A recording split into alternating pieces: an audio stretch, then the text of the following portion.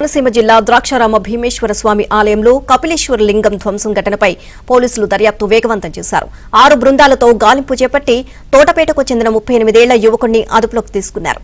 అర్చకుడితో ఉన్న పాత కక్షలతోనే ఈ దుశ్చర్యకు పాల్పడినట్లు ప్రాథమిక విచారణలో తెలిసిందే. ఇక సీసీ కెమెరాల ఆధారంగా పోలీసులు విచారణ కొనసాగిస్తున్నారు.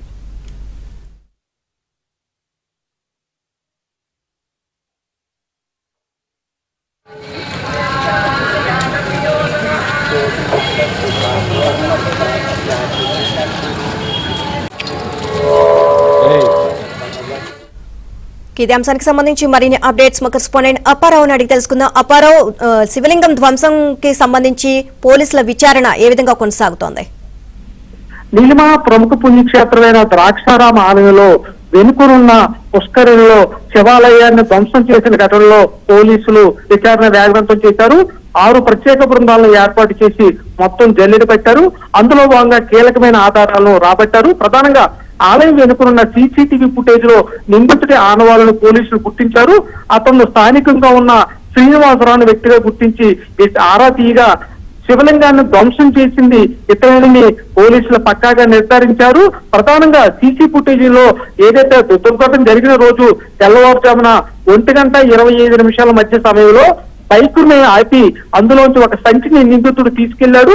అందులో భాగంగా ఏదైతే శివలింగాన్ని పూర్తిగా ధ్వంసం చేసేందుకు ఉపయోగించిన సుత్తులే గాని అదేవిధంగా శానాలు ఇవన్నీ కూడా సంచిలో పట్టుకెళ్లాడు. దీని ఆధారంగా అతని గురించి వివరాలు ఆరా తీసి నా పోలీసు తమదైన శైలిలో విచారణ చేయగా దేవస్థానం సంబంధించి ఏదైతే తరచూ శివలింగానికి ఏదైతే పూజారితో ఇతనుకున్న విభేదాల నేపథ్యంలో పూజారిని పూజారితో ఉన్న వివాదాల నేపథ్యంలో అతని మీద కక్ష తీర్చుకోవడం కోసమే శివలింగాన్ని ధ్వంసం చేశాడని పోలీసులు నిర్ధారించారు. మరి కాసేపట్లో జిల్లా ఎస్పీ విలేకరుల సమావేశం ఏర్పాటు చేసి నిందితులను కూడా మీడియా ముందు ప్రవేశపెట్టనున్నారు. అదేవిధంగా శివాలయంలో అక్కడ పూజారితో గడిచిన కొన్ని రోజులుగా ఇతని విభేదాలు ఉన్నాయి. మరో పక్క ఎవరైతే నిందితుడు ఉన్నాడో అతను కూడా తరచూ శివాలయానికి వచ్చి శివలింగానికి అభిషేకం కూడా చేస్తుంటారని చెప్పి పోలీసులు తమ విచారణ వెల్లడించారు. అయితే పూజారితో ఉన్న విభేదాల నేపథ్యంలోనే శివలింగాన్ని ధ్వంసం చేశాడని పోలీసులు నిర్ధారించారని చెప్పాలి. నీలిమ. Right, thank you Apparao.